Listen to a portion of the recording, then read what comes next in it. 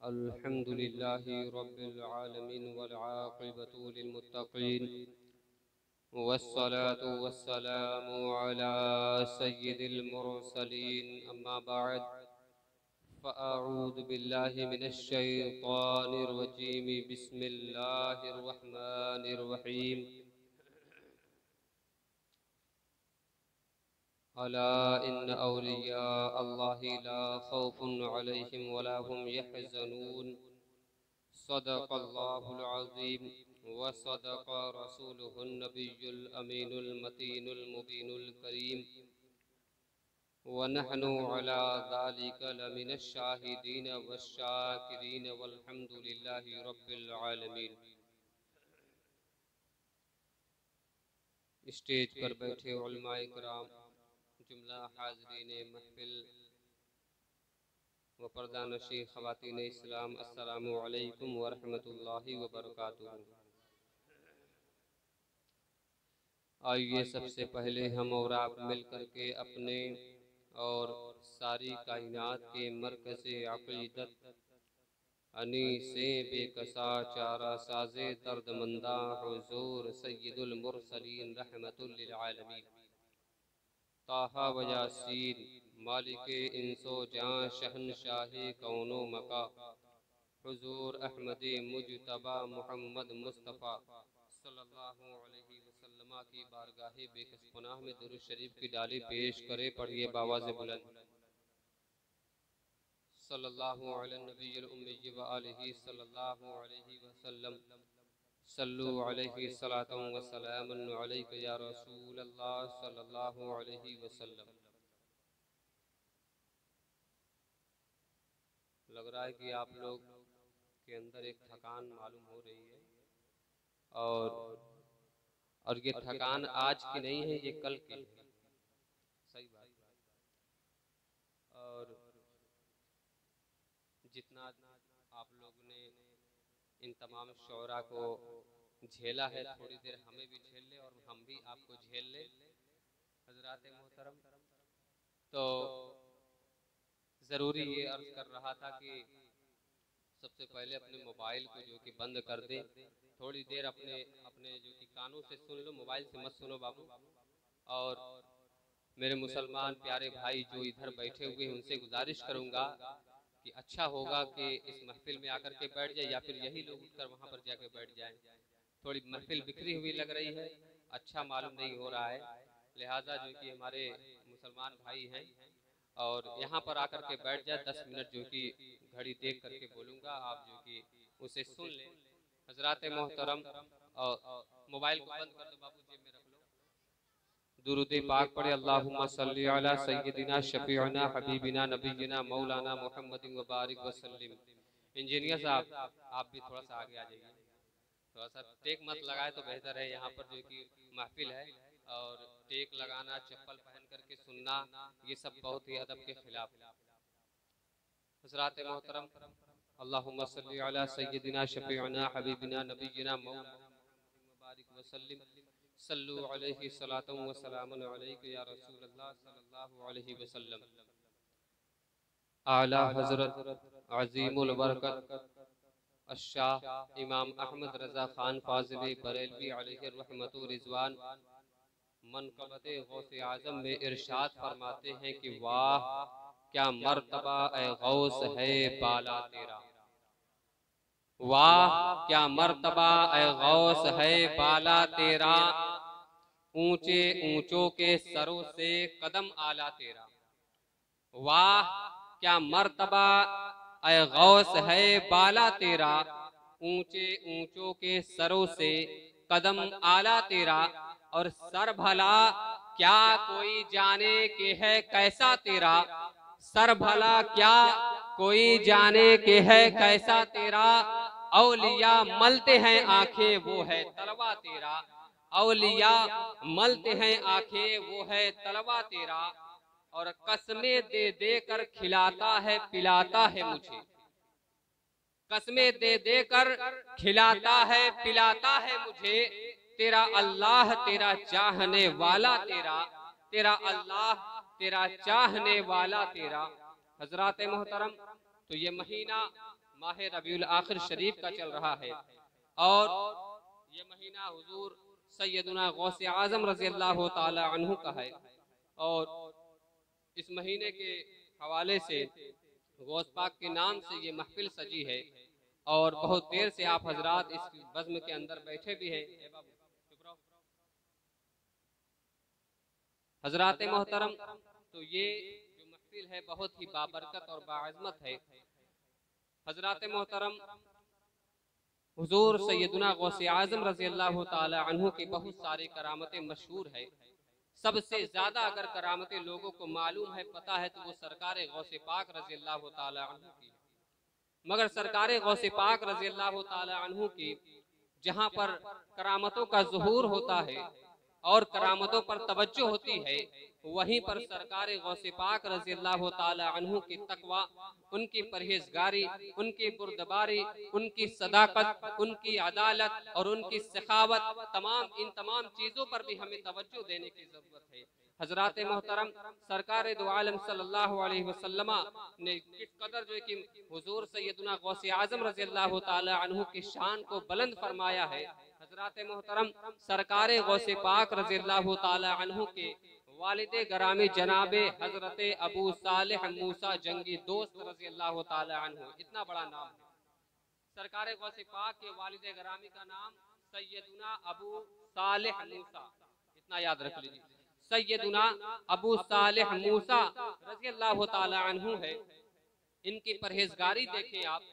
सैयदना अबू सालेह मूसा एक मर्तबा एक जो कि दरिया के किनारे से जा रहे थे, दरिया के किनारे से आप जो कि तशरीफ फरमा लेके जा रहे थे और आप उस वक्त जो कि रोजे की हालत से थे, तो आपने क्या देखा कि पानी के अंदर बहता हुआ एक सेब आ रहा है।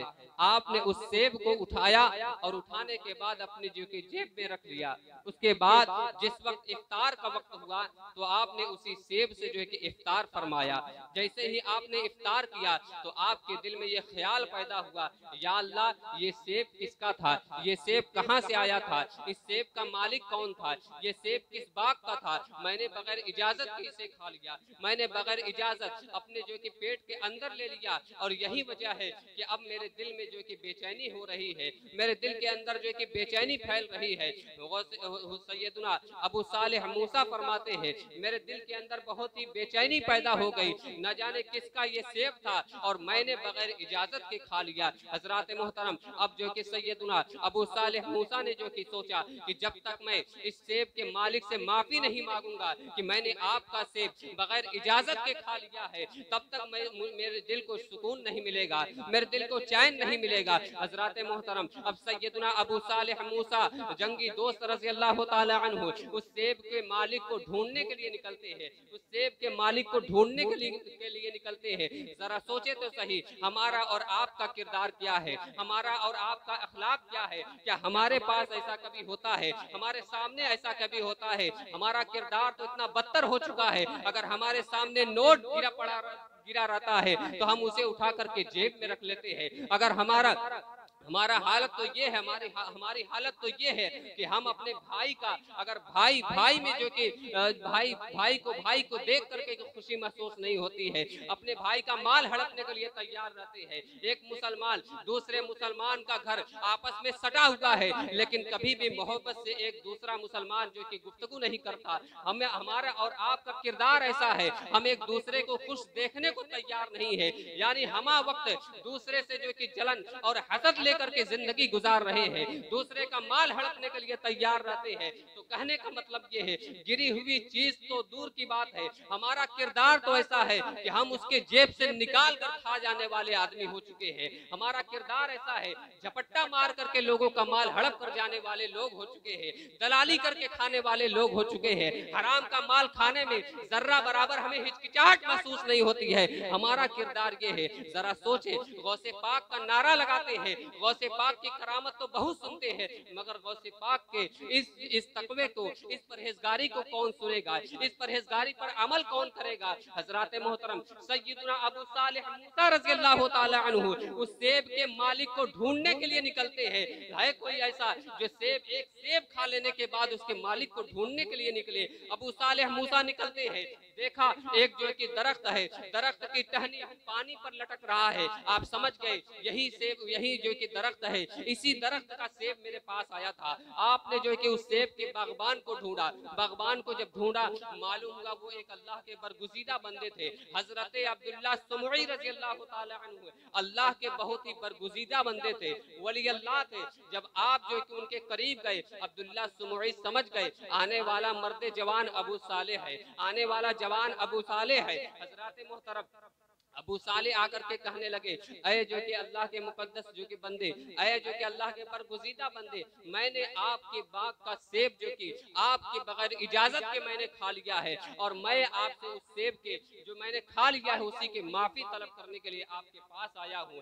आप मेरे इस गलती को माफ फरमा दे, आप मेरी इस गलती को माफ फरमा दे। जरा सोचे, हजरत अबू सालेह एक सेब खा लेने के बाद उनसे माफी तलब करने के लिए इतनी दूर से वहां पर जो कि तशरीफ ले जाते हैं। तो हजरत अब्दुल्ला सुमई क्या कहते हैं, हजरत अब्दुल्ला सुमई फरमाते हैं, मैं तब तक तुम्हें माफी नहीं दूंगा जब तक आप मेरी दो शर्तों को पूरा नहीं करेंगे, मेरी दो शर्तों को पूरा नहीं करेंगे। आप जरा सुनिए, तवज्जो से सुनिए। हजरत अब्दुल्ला सुमई कहते हैं, सबसे पहली शर्त मेरी ये है, जब तक आप जो कि मेरे इस बाग की 10 साल रखवाली नहीं करेंगे, 10 साल निगहबानी नहीं करेंगे, तब तक आपको माफी नहीं होगी, तब तक आपको माफी नहीं मिलेगी। और दूसरी शर्त तो मैं बाद में बताऊंगा, पहले आप ये पहली शर्त को पूरा करें।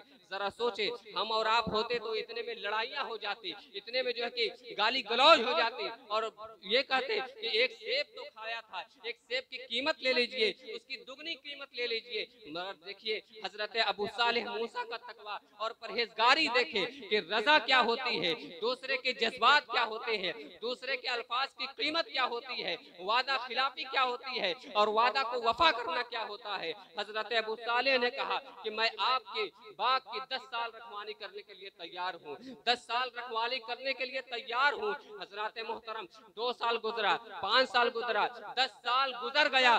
10 साल जब गुजर गया निगहबानी करते करते, उसके बाद हजरत अबू सालेह जब पूरी मुद्दत गुजार चुके, उसके बाद हजरत अब्दुल्ला सुमई के पास आए, हजरत अब्दुल्ला सुमई के पास आए और कहने लगे, मैंने अपनी मुद्दत पूरी कर चुकी है, मैंने आपकी पहली शर्त को पूरा कर लिया है, अब बताइए दूसरी शर्त क्या है। वो दूसरी शर्त क्या है वो भी बताइए कि अब मैं उस दूसरी शर्त को भी पूरा कर लूं, तब जाकर मेरे दिल को चैन मिलेगा। इसलिए कि जब तक आप मुझे माफी नहीं देंगे मेरे दिल को सुकून नहीं मिलेगा। हजरत मोहतरम हजरत अब्दुल्ला सुमई कहते हैं, दूसरी शर्त ये है, मेरी एक जवान बेटी है, मेरी एक जवान बेटी है, वो निकाह करने के लायक है, मगर बात यह है कि वो अपाहिज है, वो आंख से अंधी है, वो कान से बहरी है, मुंह से गूंगी है, जुबान से गूंगी है, हाथ से लूढ़ी है और पैर से लंगड़ी है, वो अपाहिज लड़की है और आपको उससे निकाह करना होगा। क्या आप निकाह करने के लिए तैयार हैं? हजरत अबू सालेह जो कि सोच में पड़ गए, अबू सालेह सोच में पड़ गए, अरे ये किस लड़की की बात कर रहे हैं, एक अपाहिज लड़की से निकाह करने की बात कर रहे हैं, एक अपाहिज लड़की से शादी करने की बात कर रहे हैं। मगर हजरत अबू सालेह सोचने लगते हैं, अबू सालेह सोचने लगते हैं कि निकाह एक तरफ निकाह का मामला है, दूसरी तरफ सेब के माफी का मामला है, और ये बात ये है कि निकाह का मामला है और उधर सेब की माफी का मामला है। लेकिन फिर दिल में ख्याल आता है, ये दुनिया तो चंद दिन की है, ये दुनिया चंद दिन के बाद खत्म हो जाएगी, ये दुनिया तो फानी है, हर शय फना होने वाली है, ये जवानी भी चंद दिन में आएगी और चंद दिनों में ढल जाएगी। उसके बाद जो कि हर एक को जो कि मौत का मजा चखना है और मिट्टी में मिल जाना है। हजरत अबू सालेह जो कि फरमाते हैं मैं निकाह करने के लिए तैयार हूँ। हजरत अब्दुल्ला सुमई ने दोनों का निकाह कर दिया और निकाह हो जाने के बाद हजरत अबू सालेह जब कमरे में तशरीफ ले जाते हैं, देखा उसके हाथ सलामत है, उसके पैर सलामत है। देखने के बाद घबरा गए और कमरे से बाहर तशरीफ लाए। अब्दुल्ला सुमई के पास आते हैं और अंदर कोई और लड़की है। आपने जो कहा था कि वो अपाहिज लड़की है, वो अपाहिज लड़की मुझे नजर नहीं आई, वो तो सही और सालिम लड़की है, उसके हाथ पांव सलामत है, ये लड़की कोई दूसरी लड़की है। हजरत अब्दुल्ला सुमई ने कहा नहीं नहीं, ये वही लड़की है, ये वही लड़की है। मैंने अपाहिज इसलिए कहा था, मेरी बेटी और तकवा और परहेजगारी का इस कदर जो है कि मंबा है, तकवा और परहेजगारी पर इस कदर जो है कि अमल करती रही, इसलिए मैंने अपाहिज कहा कि कभी भी इसकी आंखों ने बुरी चीज नहीं देखी। मैंने इसीलिए आंख से अंधी कहा, मैंने जुबान से गूंगी इसलिए कहा, कभी भी इसके जुबान ने बुरे अल्फाज नहीं कहे, कभी भी इसके कान ने बुरे अल्फाज नहीं सुने, इसलिए मैंने इसे जो कि बहरी कहा। और कभी भी इसके हाथ पांव गुनाह की तरफ नहीं गई, इसलिए मैंने इसे लूली और लंगड़ी कहा। अय अबू सालेह, मैं तो तेरा इम्तिहान लेना चाहता था, मैं तो तेरा इम्तिहान लेना चाहता था। तेरी तकवा और परहेजगारी को देख करके जब तू 10 साल मेरे बाप की हिफाजत कर सकता है तो जिंदगी भर मेरी बेटी के साथ निकाह करने के लिए भी तैयार हो जाएगा। हजरत मोहतरम वो हजरत अबू सालेह रज़ी अल्लाह ताला अन्हु थे। फिर दोनों का जब निकाह हुआ, दोनों वली अल्लाह थे, जब दोनों का निकाह हुआ, निकाह हो जाने के बाद फिर जो बच्चा उनसे जो कि पैदा हुआ, वो बच्चा कोई आम बच्चा नहीं बल्कि वही बच्चा शेख अब्दुल कादिर जिलानी रज़ी अल्लाह ताला अन्हु थे, जो मादरजाद वली बनकर के पैदा हुए। जब वालिद और वालिदा ऐसी होती तब जाकर के ये हजरत अबू सालेह रज़ी अल्लाह ताला अन्हु थे। हुजूर सैयदना रज़ी अल्लाह ताला अन्हु के वालिदे गरामी है। गौसे पाक की विलादत हुई और विलादत होने के बाद उनकी वालिदा उम्मुल खैर फातिमा, नाम याद रहना चाहिए, उम्मुल खैर फातिमा। नबी की वालिदा का नाम सबको मालूम है, हजरत आमिना रज़ी अल्लाह ताला अन्हा। सैयदना गौसे पाक रज़ी अल्लाह ताला अन्हु की वालिदा का नाम हजरत उम्मुल खैर फातिमा रज़ी अल्लाह ताला अन्हा। हजरत मोहतरम तो उम्मुल खैर फातिमा जब गौसे पाक की विलादत हो गई तो एक दिन अबू सालेह यानी गौसे पाक की वालिद गरामी से कहा कि देखिए जब से बच्चा पैदा हुआ है, आप रमजान में पैदा हुए, तो कहने लगे कि देखिए बात यह है कि मैं तवज्जो दे रहा हूँ अपने बच्चे के ऊपर, अपने लाल के ऊपर मैं तवज्जो दे रही हूँ कि जो मेरा बच्चा है, हमारा बच्चा है, सुबह सादिक से लेकर के गुरूब आफताब तक मेरा दूध नहीं पीता, मेरा दूध नोश नहीं करता। मुझे ऐसा लगता है कि हमारा बच्चा रोजा रख रहा है, हमारा बच्चा रोजा रख रहा है। तो हजरत अबू सालेह रज़ी अल्लाह ताला अन्हु ने कहा, ऐ उम्मुल खैर, इसमें कोई ताज्जुब और हैरत की बात नहीं, इसमें कोई ताज्जुब और हैरत की बात नहीं है, इसलिए कि चंद रोज पहले मैंने एक ख्वाब देखा था। गौसे पाक की विलादत से पहले मैंने एक ख्वाब देखा था और ख्वाब में सरकार अक़दस सल्लल्लाहु अलैहि वसल्लम की ज़ियारत नसीब हुई। सरकार दो आलम सल्लल्लाहु अलैहि वसल्लम ने ये इरशाद फरमाया, ऐ अबू सालेह, अनकरीब तुम्हारे यहाँ एक ऐसा बेटा पैदा होगा जिसका नाम अब्दुल कादिर होगा, वो मेरा भी लाडला होगा, तुम्हारा भी लाडला होगा। वो अब्दुल कादिर का मकाम और शान इस कदर होगी कि जिस तरीके से मेरी शान तमाम नबियों में बुलंद है, उस तरीके से उसकी शान तमाम वलियों में बुलंद होगी। हजरत मोहतरम तो हुजूर सल्लल्लाहु अलैहि वसल्लम खुद जो है कि बशारत दे रहे हैं सरकार गौसे आजम रज़ी अल्लाह ताला अन्हु की विलादत का। सरकार गौसे पाक रज़ी अल्लाह ताला अन्हु की शान देखे, हमें और आपको तो बस 11 का मुर्गा जी याद रहता है।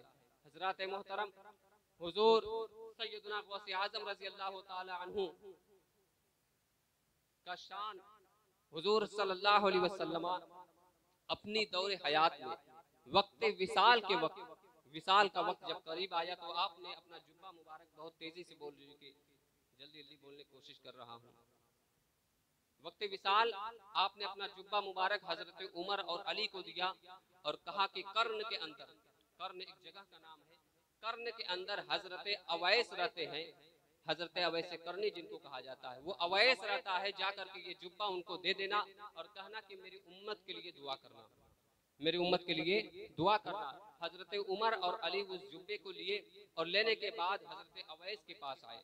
आने तो देखा कि वो सजदे में मशगूल है, इबादत में मशगूल है। जब इबादत से फारिग हुए, हजरत उमर ने कहा कि ये जुब्बा मुबारक हुजूर सल्लल्लाहु अलैहि वसल्लम ने आपको दिया है, ये तोहफतन आपको पेश किया है और ये कहलवाया है कि आप उनकी उम्मत के लिए दुआ फरमा दे, आप उनकी उम्मत के लिए दुआ कर दे। हजरत मोहतरम हजरत अवैस पहले इनकार करते हैं, अरे मैं उस लायक कहा, मैं उस काबिल नहीं। हजरत ग्रामी हजरत उमर ने फिर इसरार किया, नहीं नहीं, हुजूर सल्लल्लाहु अलैहि वसल्लम ने फरमाया है, उन्होंने कहा है कि आपको दुआ करना ही होगा। हजरत अवैस करनी रजी अल्लाह तआला अन्हु ने इसरार के बाद फिर आप सजदे में मशगूल हो गए, इबादत में मशगूल हो गए और इबादत में मशगूल होने के बाद अपने हाथों को बुलंद किया, अपने हाथों को परवरदिगार आलम की बारगाह में बुलंद किया। ऐ परवरदिगार आलम, ऐ रब्बे कदीर, ऐ परवरदिगार आलम, अपने महबूब की सारी उम्मत को बख्श दे, सारी उम्मत की मगफिरत फरमा दे। तो हातिफ़े गैबी से आवाज आती है, ऐ अवैस, मैंने आधी उम्मत को तेरे सदक़े में बख्श दिया है, आधी उम्मत को तेरे सदक़े में बख्श दिया है। हजरत अवैस अर्ज करने लगे, ऐ रब्बे कदीर, आधी उम्मत को मेरे सदक़े बख्शेगा तो आधी उम्मत को किसके लिए छोड़ दिया है, आधी उम्मत किसके सदक़े में बख्शी जाएगी। गैब से आवाज आती है, आधी उम्मत अवैस के सदक़े में बख्शी जाएगी और आधी उम्मत गौसे पाक के सदक़े में बख्शी जाएगी, आधी उम्मत गौसे पाक के सदक़े में बख्शी जाएगी। हजरत अवैस कहते हैं, ऐ रब्बे कदीर, मैं उनकी ज़ियारत करना चाहता हूँ, मैं उनकी ज़ियारत करना चाहता हूँ। आवाज आती है, ऐ अवैस, अभी वो पैदा ही नहीं हुआ, अभी वो पैदा ही नहीं हुआ, वो 500 साल के बाद पैदा होगा और जिस वक्त वो पैदा होगा वो तमाम वलियों का सरदार होगा, तमाम वलियों का सरदार होगा। और हुजूर सल्लल्लाहु अलैहि वसल्लम ने, मोहम्मद सल्लल्लाहु अलैहि वसल्लम ने उसकी शान को इस कदर बुलंद करेगा कि वो अब्दुल कादिर अपने मसनद पर बैठ करके पूरी दुनिया के लोगों को ये ऐलान करेगा, मेरा ये कदम तमाम वलियों की गर्दन पर होगा। तो जिस वक्त सरकार गौसे पाक ये इरशाद फरमाएंगे, दुनिया के अंदर जितने भी वली होंगे, जितने भी जमीन के ऊपर वली होंगे, जमीन के नीचे वली होंगे या फिर आलम अरवाह में होंगे, सारे के सारे वली अपनी गर्दन को झुका देंगे। हजरत अवैस कहते हैं, हजरत अवैस करते हैं, जब वो पैदा होंगे तो 500 साल के बाद पैदा होंगे, 500 साल के बाद ऐलान करेंगे, जब वो ऐलान करेंगे तब जाकर लोग अपनी गर्दनों को झुकाएंगे। मगर परवरदिगार आलम जो कि सारे वली अल्लाह तो बाद में अपनी गर्दन को झुकाएंगे, ये अवैस पहले ही अपनी गर्दन को झुकाता है, ये अवैस पहले ही अपनी गर्दन को झुकाता है। ऐ अब्दुल कादिर, आप जहाँ चाहे जो कि कदम रख ले, जहाँ चाहे कदम रख ले। मेरे आला हजरत फरमाते हैं, ये दिल है, ये जिगर, ये सर है, ये आंखें, ये दिल, ये जिगर, ये सर है, ये आंखें, जहाँ चाहो रखो कदम गौसे आजम, जहाँ चाहो रखो कदम गौसे आजम।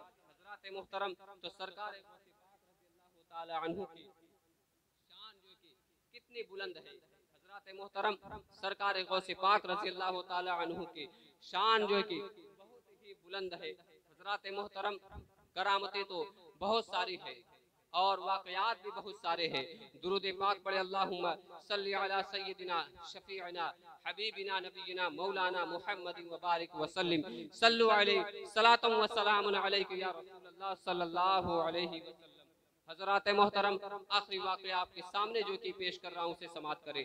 हजरत मोहतरम हुजूर सरकार गौसे पाक रज़ी अल्लाह ताला अन्हु के बचपने का ज़माना है, सरकार गौसे पाक के बचपने का ज़माना है।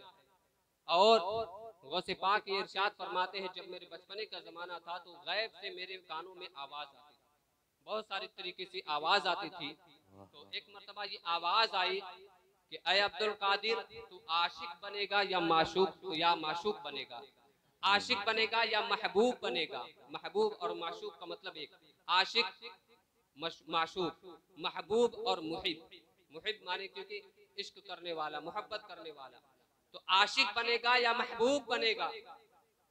तो अब्दुल कादिर सैयदना गौसे आज़म रज़ी अल्लाह ताला अन्हु फरमाते हैं, उस वक्त मेरी उम्र 10 साल करीब थी, 10 साल। सैयदना अब्दुल कादिर फरमाते हैं, गौसे पाक फरमाते हैं कि मैं तो छोटा था और मैं इतना बड़ा फैसला कैसे करता, मैं कैसे जवाब देता।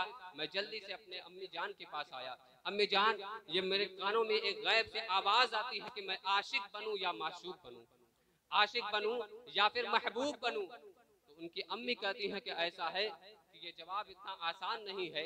नुक्कड़ पर एक दुर्वेश रहता है, एक फकीर रहता है, अल्लाह का वली रहता है, तुम जाना उसके पास और उससे ये बात कहना, वो तुम्हारे सवाल का जवाब देगा। हजरात मोहतरम, सरकार गौसे पाक रज़ियल्लाहु ताला अन्हु सुबह को उस वली अल्लाह के उस दुर्वेश के पास आए और आने के बाद अपना सवाल कहा कि मैं आशिक बनूं या फिर माशूक बनूं, आशिक बनूं या फिर महबूब बनूं। तो वो अल्लाह का वली, वो अल्लाह के दुर्वेश फरमाते हैं, ऐसा है कि तुम कल आना मेरे पास, आज नहीं, तेरे सवाल का जवाब मैं कल दूंगा। कल जब आएगा तो जवाब दूंगा ही नहीं, बल्कि मैं जवाब खुद तुम्हारा बन जाऊंगा, मैं जवाब तुम्हारा खुद बन जाऊंगा, तुम आकर देख लेना। हजरात मोहतरम, अब रात हुई, सरकार गौसे पाक रज़ियल्लाहु ताला अन्हु बेचैन थे कब जो कि सुबह हो। जब सुबह हुई तो सुबह होने के बाद जैसे ही उस मकाम पर के गए, उस मकाम पर पहुंचे तो जाने के बाद वो आदमी वहां से गायब, वो दुर्वेश वहां पर नहीं थे। तो लोगों से मालूम किया कि वो दुर्वेश कहाँ गायब हो गए, वो कहाँ चले गए। तो लोगों ने बताया कि उसका तो इंतकाल हो गया। तो कहा फिर वो है कहाँ? कहा कि वो आदमी ऐसा था, वो दुर्वेश ऐसा था, न जाने कितने दिन से यहाँ पर पड़ा था, हमें उसके बारे में कुछ भी नहीं मालूम कि उसका मजहब क्या था, उसका मसलक क्या था, उसको किस तरीके से कफन दफन किया जाए, हमें मालूम नहीं था। तो हमारी कौम के सरदार ने ये फैसला किया, ऐसा करो इसके पैर में रस्सी बांधो और जाकर कूड़े के ढेर पे फेंक दो। पैर में रस्सी बांधा और घसीट करके ले गए और घसीट करके ले जाने के बाद कूड़े के ढेर पर फेंक दिया। बड़ी तवज्जो से कूड़े के ढेर पर फेंक दिए। हजरात मोहतरम, सरकार गौसे पाक फरमाते हैं, मैं उस कूड़े के ढेर के पास आया। आने के बाद मैंने देखा तो उसकी लाश को चील और कौवे खा रहे थे, चील और कौवे खा रहे थे। और एक दूसरी रिवायत में आया कि उनकी लाश को कुत्ते भी नोच के खा रहे थे।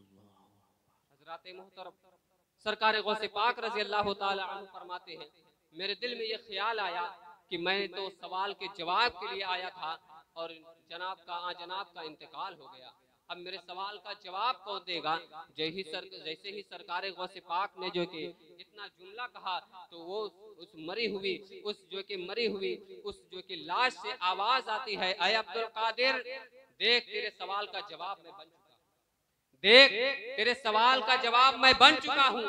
तू पूछ रहा था कि आशिक बनूं या फिर महबूब बनूं, तो देख ये आशिक की हालत है, ये आशिक की हालत है।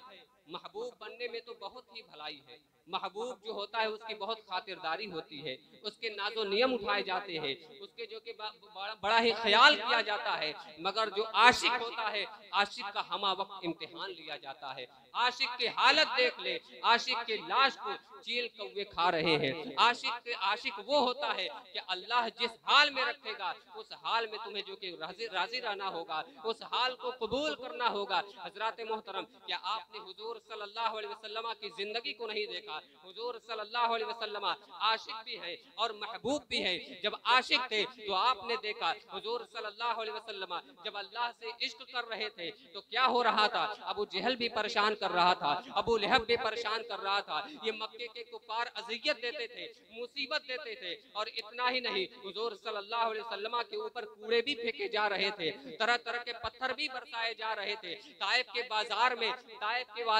की वादी में आपके दंदाने मुबारक भी शहीद किए गए। आपके यहाँ तक कि आपके जूतों में खून भर आया और जो कि आपके पैरों में छाले भी पड़ गए। ये इश्क की मंजिल थी, ये आशिक की कैफियत थी। और जब महबूब की मंजिल पर थे, जब महबूब की हालत थी, तो हजरत जिब्रील को भेज करके जब आप सो रहे थे तो हजरत जिब्रील आकर के जगाते हैं, उठिए उठिए सरकार, उठिए सरकार, अल्लाह ने आपको अपने पास बुलाया है, अल्लाह ने आपको अपने पास बुलाया है, मेराज के लिए बुलाया है। क्यों बुलाया है? इसलिए कि तू मुझे देख ले, मैं तुझे देख लूं, लूं, देखने की मजा आज की रात है, तबारक अल्लाह शान तेरी, तुझी को ज़ेबा है बेनियाज़ी, कहीं वो जोशे लन तरानी, कहीं वो तकाज़े विसाल के थे। हज़रात मोहतरम, बहुत ये सुभान महबूब की मंजिल थी। तो महबूब में बड़ा आराम होता है, महबूब बनने में बड़ी आसानी होती है, भलाई होती है, लेकिन आशिक बनने में बहुत ही तकलीफ जो कि बर्दाश्त करनी पड़ती है।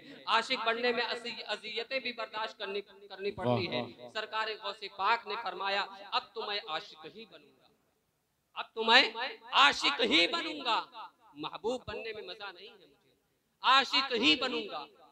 सरकार गौसे पाक ने उसी वक्त से घर को छोड़ दिया, घर को छोड़ दिया, मोहल्ले को छोड़ दिया, शहर को छोड़ दिया। 35 साल तक आप जंगल में गुजार दिए, 35 साल तक आप जंगल में गुजार दिए, इबादत और रियाजत में लगा दिए। यहाँ तक कि रिवायत में आया कि 35 साल तक आपने सिर्फ दरख्त के पत्ते खाए, आपने सिर्फ दरख्त के पत्ते खा करके गुजारा किया। सरकार गौसे पाक फरमाती है, मेरी हालत और कैफियत क्या थी। ये आशिक की मंजिल है, आशिक की कैफियत।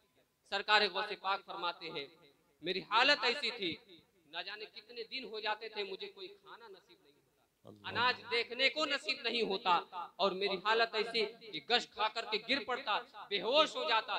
जंगल के शिकारी, जंगल के दरिंदे मुझे खींच करके लेके जाते, यहाँ तक कि और जो कि चरवाहे मुझे खींच करके ले जाते कि मैं इसकी नमाज़े जनाजा अदा करूं। जब पानी डालते गुस्ल देने के लिए, तब मेरी आंख खुलती, मैं पूछता क्या हुआ, मैं पूछता क्या हुआ।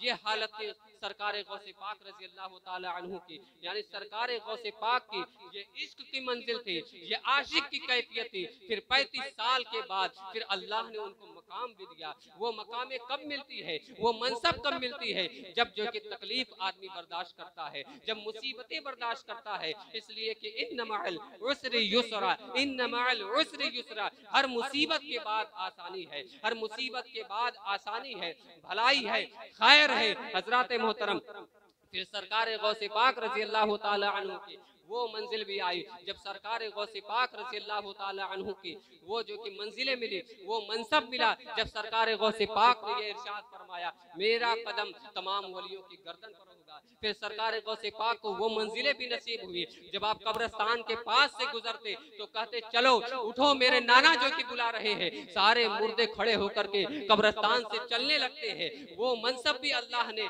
सरकार गौसे पाक को नसीब अता फरमाया, सरकार गौसे पाक को अता किया। जब आप गड़े हुए मुर्दे को जो कि फरमाते कुम बिस्मिल्लाह, वो मुर्दे खड़े होकर के जो कि चलने लगते, वो मुर्दे जो कि खड़े हो जाते थे वो जिंदा हो जाते थे। हजरत मोहतरम, सरकार गौसे पाक को रजी अल्लाह ताला अन्हु की वो सारी मंजिल और सारी शाने जो कि अल्लाह तबारक व तआला ने इस कदर अता की। सरकार गौसे पाक फरमाते हैं, नजर तो इला बिलादिल्लाहि जमअन का खरदलतिन का हुक्म इत्तिसाली, मैं अल्लाह के शहरों को ऐसे देखता हूँ, अल्लाह के तमाम शहरों को ऐसे देखता हूँ जैसे अपने हाथ की हथेली पर राई का दाना देखता हूँ, हाथ की हथेली पर राई का दाना देखता हूँ। ये मंजिल अल्लाह तबारक व तआला ने कब अता की, जब आप महबूब की मंजिल में थे। तो पहले आशिक की मंजिल है, पहले इंसान आशिक बनेगा, उसके बाद माशूक बनेगा, उसके बाद महबूब बनेगा।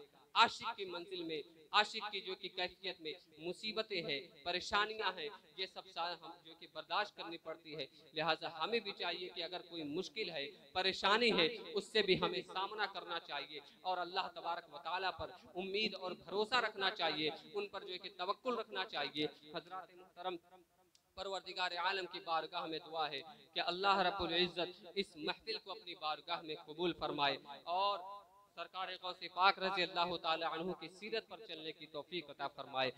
और यहाँ पर जिस तरीके से जितने भी लोगों ने, छोटे बच्चों ने, बड़े लोगों ने, जितने भी लोगों ने जिस कदर इसमें हिस्सा लिया, बोल करके या अपने जिस्म के जरिए से या फिर अपने आज़ा के जरिए से, अल्लाह रब्बुल इज्जत उन तमाम की जो कि शिराकत को अपनी बारगाह में कबूल फरमाए। व आखिरु दावाना अनिल हम्दुलिल्लाहि रब्बिल आलमीन। अस्सलामु अलैकुम व रहमतुल्लाहि व बरकातुहू।